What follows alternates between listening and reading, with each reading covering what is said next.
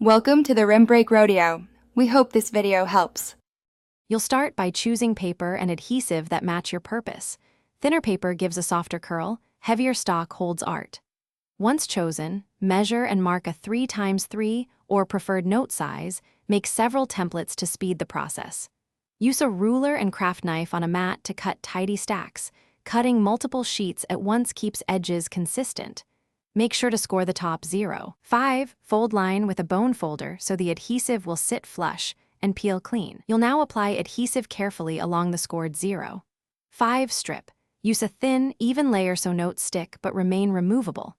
Once applied, stack 20-50 sheets and align edges precisely. Use clamps or a heavy book to hold them square while the glue bonds. Make sure to press gently across the strip to expel air. Work from the center outward. After setting the glue for 10 to 20 minutes, test one corner. If it peels cleanly, you're ready to trim and finish. You'll finish by trimming any uneven edges with a razor for crisp sides, and sand lightly if sheets stick together. Once edges are clean, decorate headers with washi tape, stamps, or a light watercolor wash.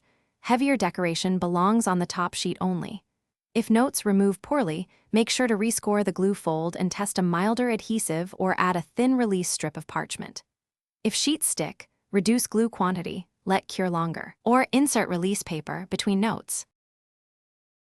Thanks for watching. Consider subscribing if we helped you.